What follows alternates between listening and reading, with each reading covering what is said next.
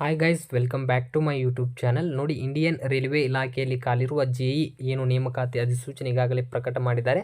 ಅದೇ ರೀತಿಯಾಗಿ ಈ ಹುದ್ದೆಗೆ ಸಂಬಂಧಪಟ್ಟಂಗೆ ಮೊಬೈಲ್ ಮೂಲಕ ಯಾವ ರೀತಿಯಾಗಿ ಸ್ಟೆಪ್ ಬೈ ಸ್ಟೆಪ್ ಅಪ್ಲಿಕೇಶನ್ ಫಾರ್ಮ್ನ ಸಬ್ಮಿಟ್ ಮಾಡಬೇಕಂತ ಈ ಒಂದು ವಿಡಿಯೋದಲ್ಲಿ ಮಾಹಿತಿಯನ್ನು ಕೊಡ್ತಾ ಇದ್ದೀನಿ. ಸೊ ಅದಕ್ಕೂ ಮುಂಚೆ ನಮ್ಮ ಯೂಟ್ಯೂಬ್ ಚಾನಲ್ ಇನ್ನೂ ಯಾರು ಸಬ್ಸ್ಕ್ರೈಬ್ ಮಾಡ್ಕೊಂಡಿಲ್ಲ ನೋಡಿ, ಬೇಗ ನಮ್ಮ ಯೂಟ್ಯೂಬ್ ಚಾನಲ್ ಸಬ್ಸ್ಕ್ರೈಬ್ ಮಾಡ್ಕೊಳ್ಳಿ. ಅದೇ ರೀತಿ ಟೆಲಿಗ್ರಾಮ್ ಗ್ರೂಪ್ಗೆ ನೀವು ಜಾಯ್ನ್ ಆಗಿ. ಬನ್ನಿ, ಏನು ಒಂದು ಇಂಡಿಯನ್ ರೈಲ್ವೆ ಇಲಾಖೆಯಲ್ಲಿ ಜೆಇ ಹುದ್ದೆಯನ್ನು ನೇಮಕಾತಿ ಮಾಡಿದಾರಲ್ಲ, ಈ ಹುದ್ದೆಗೆ ಯಾವ ರೀತಿಯಲ್ಲಿ ಫಾರ್ಮ್ನ ಫಿಲ್ ಮಾಡಿ ಸಬ್ಮಿಟ್ ಮಾಡೋದಂತ ನೋಡ್ಕೊಳ್ಳೋಣ. ಈಗಾಗಲೇ ಒಂದು ಇದ್ರ ಬಗ್ಗೆ ಅಪ್ಡೇಟನ್ನು ನೀಡಿದ್ದಾರೆ. ಇವತ್ತೇ ನಿಮಗೆ ಇಲ್ಲಿ ಅಪ್ಲಿಕೇಶನ್ ಸ್ಟಾರ್ಟ್ ಆಗಿದೆ. ಒಂದು ಜೆಇ ಆಗಿರ್ಬೋದು, ಇನ್ನಿತರ ಒಂದು ಪೋಸ್ಟ್ಗಳು ಇಲ್ಲಿ ಇದ್ದಾವೆ. ಇದಕ್ಕೆ ಯಾರು ಎಲಿಜಿಬಲ್ ಇದ್ದೀರಾ ನೀವು ಅರ್ಜಿಯನ್ನು ಇಲ್ಲಿ ಸಲ್ಲಿಸಿ. ಇಲ್ಲಿ ಯಾವ ರೀತಿಯಾಗಿ ಅರ್ಜಿಯನ್ನು ಸಲ್ಲಿಸಬೇಕಂತ ನೋಡ್ಕೊಳ್ಳೋಣ. ನೋಡಿ, ಅದಕ್ಕೂ ಮುಂಚೆ ನಾನು ಡಿಸ್ಕ್ರಿಪ್ಷನ್ ಬಾಕ್ಸ್ಗಳಿಗೆ ಈ ಒಂದು ಅಧಿಕೃತವಾದ ವೆಬ್ಸೈಟ್ ಲಿಂಕನ್ನು ಕೊಟ್ಟಿರ್ತೀನಿ. ಅದ್ರ ಮೇಲೆ ಕ್ಲಿಕ್ ಮಾಡ್ಕೊಂಡು ಈ ಒಂದು ವೆಬ್ಸೈಟನ್ನು ಓಪನನ್ನು ಮಾಡ್ಕೊಳ್ಳಿ. ಓಪನ್ ಆದ ತಕ್ಷಣ ನೆಕ್ಸ್ಟ್ ಈ ರೀತಿಯಾಗಿ ಇಲ್ಲಿ ಪೇಜ್ ಓಪನ್ ಆಗುತ್ತೆ. ಈ ರೀತಿಯಾಗಿ ಪೇಜ್ ಓಪನ್ ಆದ ತಕ್ಷಣ ಇಲ್ಲಿ ನೀವು ನಾನು ಏನು ಇಲ್ಲಿ ಹೈಲೈಟ್ ಮಾಡಿ ತೋರಿಸ್ತಾ ಇದ್ದೀನಿ, ಇಲ್ಲಿ ಅಪ್ಲೈ ಅಂತಿದೆಯಲ್ಲ, ಇದ್ರ ಮೇಲೆ ಕ್ಲಿಕ್ಕನ್ನು ಮಾಡ್ಕೊಳ್ಳಿ. ಇದ್ರ ಮೇಲೆ ಕ್ಲಿಕ್ ಮಾಡಿದರೆ ನಿಮಗೆ ಇಲ್ಲಿ ಎರಡು ಆಪ್ಷನ್ಗಳು ಬರ್ತವೆ. ಒಂದು ಕ್ರಿಯೇಟ್ ಆ್ಯನ್ ಅಕೌಂಟ್ ಮತ್ತು ಆಲ್ರೆಡಿ ಹ್ಯಾವ್ ಆ್ಯನ್ ಅಕೌಂಟ್ ಅಂತ ಎರಡು ಆಪ್ಷನ್ಗಳು ನಿಮಗೆ ಇಲ್ಲಿ ತೋರಿಸುತ್ತೆ. ಅಂದರೆ ಈಗಾಗಲೇ ನಿಮಗೆ 4 ಹುದ್ದೆಗಳನ್ನು ನೇಮಕಾತಿ ಮಾಡಿದ್ರು ಈ ಒಂದು ಇಲಾಖೆಯಲ್ಲಿ. ಒಂದು ALP ಆಗಿರ್ಬೋದು, ಒಂದು ಟೆಕ್ನಿಷಿಯನ್ ಆಗಿರ್ಬೋದು, ಒಂದು ಕಾನ್ಸ್ಟೇಬಲ್ ಮತ್ತು ಸಬ್ ಇನ್ಸ್ಪೆಕ್ಟರ್. ಈಗಾಗಲೇ ಈ ಒಂದು ರೆಕ್ರೂಟ್ಮೆಂಟ್ನ ಕರೆದಿದ್ರು. ಇದಕ್ಕೆ ಯಾರ್ಯಾರು ಅರ್ಜಿಯನ್ನು ಸಲ್ಲಿಸಿ ಅಂದರೆ ಈ 4ರಲ್ಲಿ ಯಾವುದೋ ಒಂದು ಹುದ್ದೆಗೆ ಯಾರು ಸಲ್ಲಿಸಿರ್ತಾರಲ್ಲ ಅವರು ಒಂದು ಈಗಾಗಲೇ ಕ್ರಿಯೇಟ್ ಮಾಡಿರ್ತೀರ ಅಕೌಂಟನ್ನು, ಅವರು ಲಾಗಿನ್ ಮಾಡಿ ಅಪ್ಲೈಯನ್ನು ಮಾಡ್ಕೊಳ್ಬೇಕಾಗತ್ತೆ. ಇಲ್ಲ ನಾವು ಯಾವುದೇ ರೀತಿ ಈ ಒಂದು ವೆಬ್ಸೈಟ್ನಲ್ಲಿ ಅರ್ಜಿಯನ್ನು ಸಲ್ಲಿಸಿಲ್ಲಪ್ಪ ಅಂತಂದರೆ ನೀವು ಒಂದು ರಿಜಿಸ್ಟ್ರೇಷನ್ ಮಾಡ್ಕೊಂಡು ಅಪ್ಲೈನ ಮಾಡ್ಕೊಳ್ಬೇಕಾಗತ್ತೆ. ಈಗ ನಾವು ಯಾವ ರೀತಿಯಾಗಿ ಇಲ್ಲಿ ಒಂದು ಕ್ರಿಯೇಟ್ ಆ್ಯನ್ ಅಕೌಂಟ್ ಮಾಡಿ ಅಪ್ಲೈ ಮಾಡೋದು ಅಂತ ನಾವು ನೋಡ್ಕೊಳ್ಳೋಣ. ಇಲ್ಲಿ ಕ್ರಿಯೇಟ್ ಆ್ಯನ್ ಅಕೌಂಟ್ ಇದೆ, ಇದ್ರ ಮೇಲೆ ಕ್ಲಿಕ್ ಮಾಡ್ಕೊಳ್ಳಿ. ನೋಡಿ, ಇದ್ರ ಮೇಲೆ ಕ್ಲಿಕ್ ಮಾಡಿದ ತಕ್ಷಣ ಒಂದು ನೋಟ್ ಬರ್ತಾ ಇದೆ. ಈಗಾಗಲೇ ನಾನು ಇದ್ರ ಬಗ್ಗೆ ಮಾಹಿತಿಯನ್ನು ಕೊಟ್ಟಿದ್ದೆ. ALP ಆಗಿರ್ಬೋದು, ಟೆಕ್ನಿಷಿಯನ್ ಆಗಿರ್ಬೋದು, ಸಬ್ ಇನ್ಸ್ಪೆಕ್ಟರ್ ಆಗಿರ್ಬೋದು ಮತ್ತು ಕಾನ್ಸ್ಟೇಬಲ್, ಈ 4 ಹುದ್ದೆಗಳಲ್ಲಿ ಒಂದು ಯಾವುದಾದ್ರೂ ನೀವು ಅರ್ಜಿಯನ್ನು ಸಲ್ಲಿಸಿದರೆ ನಿಮ್ಮದು ರಿಜಿಸ್ಟರ್ ಮಾಡಿರ್ತೀರ, ಅದಕ್ಕೆ ಲಾಗಿನ್ ಮಾಡಿ ಅಪ್ಲೈಯನ್ನು ಮಾಡ್ಕೊಳ್ಳಿ. ಇಲ್ಲ ಈ 4 ಹುದ್ದೆ ಯಾವುದೋ ರೀತಿ ನಾನು ಅರ್ಜಿಯನ್ನು ಸಲ್ಲಿಸಿಲ್ಲ ಅಂದರೆ ನೀವು ಹೊಸ ಒಂದು ರಿಜಿಸ್ಟ್ರೇಷನ್ ಮಾಡ್ಕೊಂಡು, ಅಂದರೆ ನ್ಯೂ ಕ್ಯಾಂಡಿಡೇಟಾಗಿ ರಿಜಿಸ್ಟ್ರೇಷನ್ ಮಾಡ್ಕೊಂಡು ಅಪ್ಲೈಯನ್ನು ಮಾಡ್ಕೊಳ್ಬೇಕಾಗತ್ತೆ. ಇದ್ರ ಮೇಲೆ ಓಕೆ ಮೇಲೆ ಕ್ಲಿಕ್ ಮಾಡ್ಕೊ. ಓಕೆ ಮಾಡಿದ ತಕ್ಷಣ ಇಲ್ಲಿ ನಿಮಗೆ ಕ್ರಿಯೇಟ್ ಅಕೌಂಟ್ ಫಾರ್ಮ್ ಇಲ್ಲಿ ಓಪನ್ ಆಗುತ್ತೆ. ಇಲ್ಲಿ ಏನೇನು ಮಾಹಿತಿಯನ್ನು ನೀಡಬೇಕಂತ ನೋಡ್ಕೊಂಡು, ಮೊದಲೇದಾಗಿ ನಿಮ್ಮ ಒಂದು ಕಂಟ್ರಿಯನ್ನು ಚೂಸ್ ಮಾಡ್ಕೊಳ್ಳಿ, ಇಂಡಿಯನ್ ಅಂತ ಚೂಸ್ ಮಾಡ್ಕೊಳ್ಳಿ. ಇದಾದ ತಕ್ಷಣ ಒಂದು ಪರ್ಸನಲ್ ಇನ್ಫಾರ್ಮೇಷನ್ನ ನೀಡಬೇಕಾಗುತ್ತೆ. ಅದು ಒಂದು SSLC ಅಂಕಪಟ್ಟಿಯಲ್ಲಿರುವಂತೆ ಮಾತ್ರ ನೀಡಬೇಕಾಗುತ್ತೆ. ನೋಡಿ, ನಿಮ್ಮ ಫುಲ್ ನೇಮ್ ಹಾಕಿ, ಒಂದು SSLC ಮಾರ್ಕ್ಸ್ ಕಾರ್ಡ್ನಲ್ಲಿರುವಂತೆ ಸೇಮ್ ಯಾವ ರೀತಿಯಾಗಿದೆ ನೋಡಿ, ಒಂದು SSLC ಮಾರ್ಕ್ಸ್ ಕಾರ್ಡ್ನಲ್ಲಿ ಅದೇ ರೀತಿ ಹಾಕಿ ಮತ್ತು ಇಲ್ಲಿ ವೆರಿಫೈನ ಮಾಡ್ಕೊಳ್ಳಿ. ಏನಾದರೂ ನಿಮ್ಮ ನೇಮ್ ಚೇಂಜ್ ಮಾಡಿದರೆ ಎಸ್ ಅಂತ ಹಾಕ್ಕೊಳ್ಳಿ. ಇಲ್ಲ ಯಾವುದೇ ರೀತಿ ನಮ್ಮ ನೇಮ್ ಚೇಂಜ್ ಮಾಡಿಲ್ಲ ಅಂದರೆ ನೋ ಅಂತ ನೀವು ಅಲ್ಲಿ ಚೂಸ್ ಮಾಡ್ಕೊಳ್ಳಿ. ಇದಾದ ತಕ್ಷಣ ಒಂದು ಡೇಟ್ ಆಫ್ ಬರ್ತ್ ತಗೊಳ್ಳಿ, ವೆರಿಫೈ ಮಾಡ್ಕೊಳ್ಳಿ. ಈ ಎಲ್ಲ ಡೀಟೇಲ್ಸ್ SSLC ಅಂಕಪಟ್ಟಿಯನ್ನು ನೋಡ್ಕೊಂಡು ನೀವು ಫಿಲ್ ಮಾಡ್ಕೊಳ್ಳಿ. ಇದಾದ ತಕ್ಷಣ ಒಂದು ಜೆಂಡರ್ ಕೇಳುತ್ತೆ, ಜೆಂಡರ್ ಹಾಕ್ಕೊಳ್ಳಿ ಮತ್ತು ವೆರಿಫೈನ ಮಾಡ್ಕೊಳ್ಳಿ. ಫಾದರ್ ನೇಮ್ ಕೇಳುತ್ತೆ, ಫಾದರ್ ನೇಮ್ನ ವೆರಿಫೈ ಮಾಡ್ಕೊಳ್ಳಿ. ಮದರ್ ನೇಮ್ ಹಾಕ್ಕೊಳ್ಳಿ ಮತ್ತು ಮದರ್ ನೇಮ್ನ ವೆರಿಫೈನ ಮಾಡ್ಕೊಳ್ಳಿ. ಇದಾದ ತಕ್ಷಣ ಒಂದು ಆಧಾರ್ ವೆರಿಫಿಕೇಷನ್ ಇರುತ್ತೆ. ಇಲ್ಲಿ ನೀವು ನಿಮ್ಮ ಒಂದು ಆಧಾರ್ ನಂಬರ್ ಹಾಕಿ ಇಲ್ಲಿ ವೆರಿಫೈ ಯೂಸಿಂಗ್ ಆಧಾರ್ ಅಂತ ಇದ್ರ ಮೇಲೆ ಕ್ಲಿಕ್ ಮಾಡಿದರೆ ನಿಮ್ಮ ಒಂದು ಆಧಾರ್ ಕಾರ್ಡಿಗೆ OTP ಹೋಗುತ್ತೆ. ಅಂದರೆ ನಿಮ್ಮ ರಿಜಿಸ್ಟರ್ ಮೊಬೈಲ್ ನಂಬರ್ಗೆ OTP ಬರುತ್ತೆ. ಆ OTP ಹಾಕಿ ನೀವು ವೆರಿಫೈನ ಮಾಡ್ಕೊಳ್ಬೋದು, ಒಂದು ಆಧಾರ್ ವೆರಿಫಿಕೇಷನ್ನ. ಇಲ್ಲ ನಮ್ಮ ಕಡೆ ಆಧಾರ್ ವೆರಿಫಿಕೇಷನ್ ಅಂದರೆ OTP ರಿಶ್ಯೂ ಆಗ್ತದೆ, ಈ ರೀತಿ ಇನ್ನಿತರ ನಿಮಗೆ ತೊಂದರೆ ಆಗ್ತಿದ್ರೆ ಐ ಡೋಂಟ್ ಹ್ಯಾವ್ ಆಧಾರ್ ಅಂತ ಇದೆಯಲ್ಲ, ಇದ್ರ ಮೇಲೆ ಕ್ಲಿಕ್ ಮಾಡ್ಕೊಂಡ್ರೆ ಇಲ್ಲಿ I don't have an Aadhaar ಮೇಲೆ ಕ್ಲಿಕ್ ಮಾಡಿದರೆ ನಿಮಗೆ ಇನ್ನಿತರ ID ಗಳು ಇಲ್ಲಿ ಸಿಗ್ತವೆ. ಅಂದರೆ ಇಲ್ಲಿ ID ಪ್ರೂಫ್ ಆಗಿ ಇನ್ನೂ ID ಇರ್ತವೆ ನಿಮಗೆ. ಫ್ಯಾನ್ ಕಾರ್ಡ್ ಆಗಿರ್ಬೋದು, ವೋಟರ್ ID ಆಗಿರ್ಬೋದು. ನಿಮಗೆ ಫ್ಯಾನ್ ಕಾರ್ಡ್ ಬೇಕಂದರೆ ಫ್ಯಾನ್ ಕಾರ್ಡ್ ಮೇಲೆ ಕ್ಲಿಕ್ ಮಾಡ್ಕೊಂಡು ಒಂದು ಡಾಕ್ಯುಮೆಂಟ್ಸ್ ನಂಬರ್ ಹಾಕಿರ್ಬೇಕು, ಅದಕ್ಕೆ ಸಂಬಂಧಪಟ್ಟಂಗೆ ಇಲ್ಲಿ ಡೀಟೇಲ್ಸನ್ನು ನೀವು ಐಡೆಂಟಿಫಿಕೇಷನ್ ಆಗಿ ವೆರಿಫಿಕೇಷನ್ನ ಮಾಡ್ಕೊಳ್ಬೋದು. ಇದು ಆಧಾರ್ ಕಾರ್ಡ್ನಲ್ಲಿ ಏನಾದರೂ OTP ಬಂದಿಲ್ಲ ಅಂದರೆ ನೀವು ಫ್ಯಾನ್ ಕಾರ್ಡ್ ಹಾಕ್ಕೊಳ್ಳಿ. ಇದಾದ ತಕ್ಷಣ ಒಂದು ಕಾಂಟ್ಯಾಕ್ಟ್ ಡೀಟೇಲ್ಸ್ ಕೇಳುತ್ತೆ. ಇಲ್ಲಿ ಕಾಂಟ್ಯಾಕ್ಟ್ ಡೀಟೇಲ್ಸನ್ನು ನೀಡಬೇಕಾಗುತ್ತೆ. ಒಂದು ಇಮೇಲ್ ಅಡ್ರೆಸ್ ಹಾಕ್ಕೊಳ್ಳಿ, ಅದು ಒಂದು ಆ್ಯಕ್ಟಿವ್ ಇಮೇಲ್ ಅಡ್ರೆಸ್ ಮತ್ತು ಮೊಬೈಲ್ ನಂಬರ್ನ ಹಾಕ್ಕೊಳ್ಬೇಕಾಗುತ್ತೆ. ಇಲ್ಲಿ ಹಾಕ್ಕೊಂಡು ನೀವು ಇಲ್ಲಿ ಜಿಮೇಲ್ ಇಮೇಲ್ OTP ಮತ್ತು ಜನರೇಟ್ ಮೊಬೈಲ್ OTP ಅಂತ ಹೇಳ್ತಾ ಇದೆ. ಇದ್ರ ಮೇಲೆ ಕ್ಲಿಕ್ ಮಾಡಿದ್ರೆ ನಿಮಗೆ OTP ಹೋಗುತ್ತೆ. ಆ ಒಂದು OTPನಲ್ಲಿ ನೀವು ಫಿಲ್ಲನ್ನು ಮಾಡ್ಕೊಳ್ಳಿ. ಇದ ತಕ್ಷಣ ಕೊನೆಯದಾಗಿ ಒಂದು ಕ್ರಿಯೇಟ್ ಯುವರ್ ಪಾಸ್ವರ್ಡ್. ಈ ಒಂದು ಪಾಸ್ವರ್ಡ್ ಯಾವ ರೀತಿಯಾಗಿರಬೇಕಂದ್ರೆ ಒಂದು ಕ್ಯಾಪಿಟಲ್ ಲೆಟರ್ ಆಗಿರಬೇಕು, ಒಂದು ಸ್ಮಾಲ್ ಲೆಟರ್ ಇರಬೇಕು, ಒಂದು ಸ್ಪೆಷಲ್ ಕ್ಯಾರೆಕ್ಟರ್ಸ್ ಇರಬೇಕು, ಮತ್ತೊಂದು ನಂಬರ್. ಈ 4 ವಿಷಯಗಳನ್ನು ಒಳಗೊಂಡಿರೋ ಒಂದು ಪಾಸ್ವರ್ಡ್ನ, ಸ್ಟ್ರಾಂಗ್ ಪಾಸ್ವರ್ಡ್ನ ಕ್ರಿಯೇಟ್ ಮಾಡಬೇಕಾಗತ್ತೆ.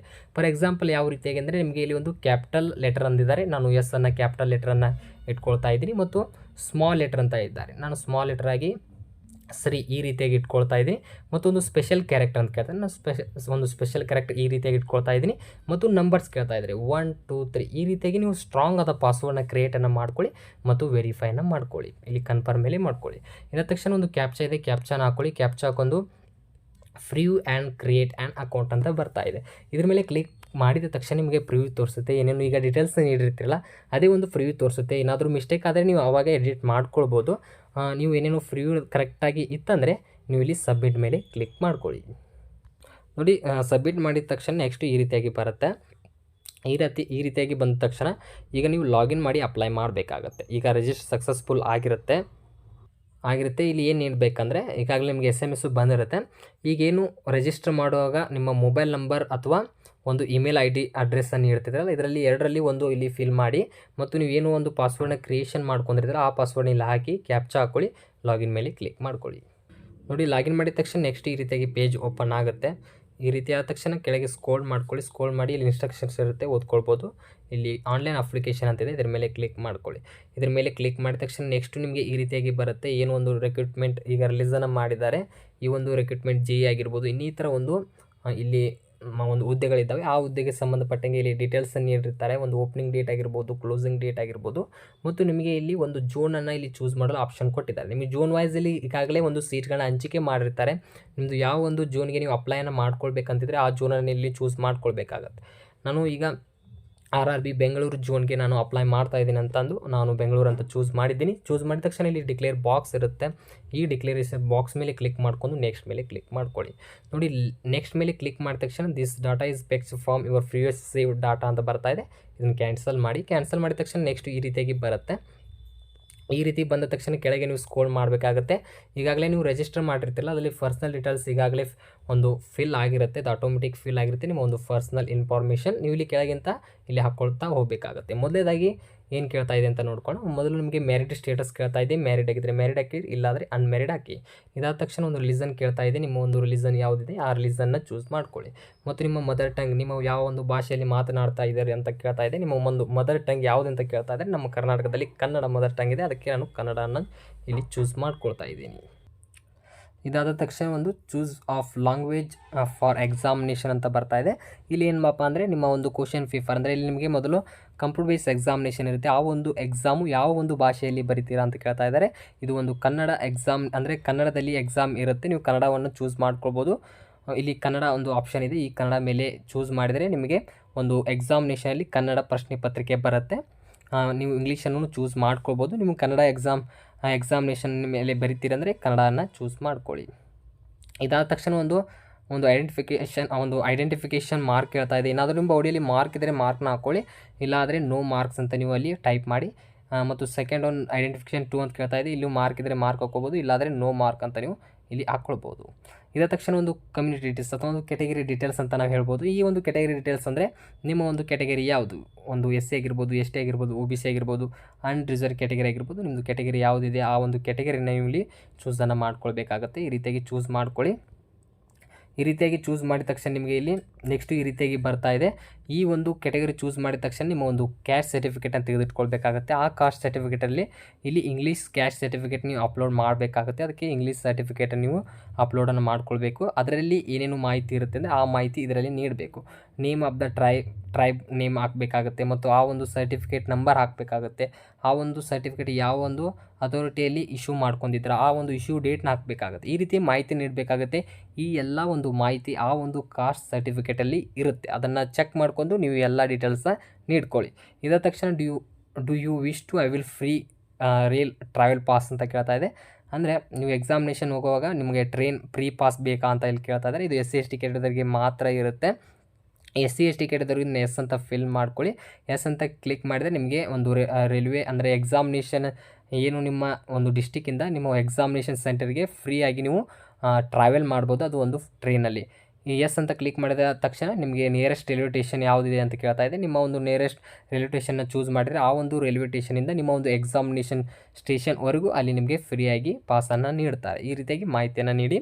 ಇದಾದ ತಕ್ಷಣ ಒಂದು upload your valid cash certificate ಅಂತ ಹೇಳ್ತಾ ಇದ್ದಾರೆ. ಈಗಾಗಲೇ ನಾನು ಹೇಳಿರುವಂತೆ ಒಂದು ಕ್ಯಾಶ್ ಸರ್ಟಿಫಿಕೇಟ್ನ ನೀವು 500 KB ಒಳಗೆ ಒಂದು PDF ಫಾರ್ಮೇಟ್ನಲ್ಲಿ ನೀವು ಅಪ್ಲೋಡನ್ನ ಮಾಡಬೇಕಾಗತ್ತೆ. ಇಲ್ಲಿ ಆ ರೀತಿಯಾಗಿ ಅಪ್ಲೋಡ್ ಮಾಡ್ಕೊಳ್ಳಿ. ಅಪ್ಲೋಡ್ ಯಾವ ರೀತಿ ಅಂದರೆ ರಿಸೈಸನ್ನು ಮಾಡ್ಕೊಳ್ಬೇಕಂತ ಈಗಾಗಲೇ ನಾನು ವಿಡಿಯೋನ ಮಾಡೀನಿ. ಅಲ್ಲಿ ಡಿಸ್ಕ್ರಿಪ್ಷನ್ ಬಾಕ್ಸ್ಗೆ ವಿಡಿಯೋ ಲಿಂಕನ್ನು ಕೊಟ್ಟಿರೋದ್ರ ಮೇಲೆ ಕ್ಲಿಕ್ ಮಾಡ್ಕೊಂಡು ಆ ವಿಡಿಯೋನ ಚೆಕ್ಔಟ್ ಮಾಡಿ ಯಾವ ರೀತಿಯಾಗಿ ಒಂದು PDF ಮಾಡ್ಬೋದು ಮತ್ತು ರಿಸೈಸನ್ನು ಮಾಡೋದು ಅಂತ ಅದರಲ್ಲಿ ಎಕ್ಸ್ಪ್ಲೇನನ್ನು ಮಾಡಿದ್ದೀನಿ. ನೋಡಿದ ತಕ್ಷಣ ಒಂದು ಅಡ್ರೆಸ್ ಕೇಳ್ತೆ. ನಿಮ್ಮ ಒಂದು ಅಡ್ರೆಸ್ಸನ್ನು ನೀಡಬೇಕು. ನಿಮ್ಮ ಒಂದು ಸ್ಟೇಟ್, ಡಿಸ್ಟಿಕ್ ಮತ್ತು ನಿಮ್ಮ ಒಂದು ಅಡ್ರೆಸ್, ವಿಲೇಜ್ ಮತ್ತು ಪಿನ್ ಕೋಡ್ ಕೇಳುತ್ತೆ. ನಿಮ್ಮ ಒಂದು ಸ್ಟೇಟ್, ಡಿಸ್ಟ್ರಿಕ್ಟ್ ಎಲ್ಲ ಈ ಮಾಹಿತಿ ಒಂದು ಆಧಾರ್ ಕಾರ್ಡಲ್ಲಿರುತ್ತೆ. ಆ ಅಡ್ರೆಸ್ ಅದೇ ರೀತಿಯಾಗಿ ಇಲ್ಲಿ ಹಾಕ್ಕೊಂಡು ಇಲ್ಲಿ ಕ್ಲಿಕ್ ಬಾಕ್ಸ್ ಇದೆಯಲ್ಲ, ಒಂದು ಡಿಕ್ಲರೇಷನ್ ಬಾಕ್ಸ್ ಇರುತ್ತೆ, ಅದ್ರ ಮೇಲೆ ಕ್ಲಿಕ್ ಮಾಡಿದ್ರೆ ಆಟೋಮೆಟಿಕ್ಕಾಗಿ ಇಲ್ಲಿ 2 ಫಿಲ್ ಆಗಿಬಿಡ್ತವೆ.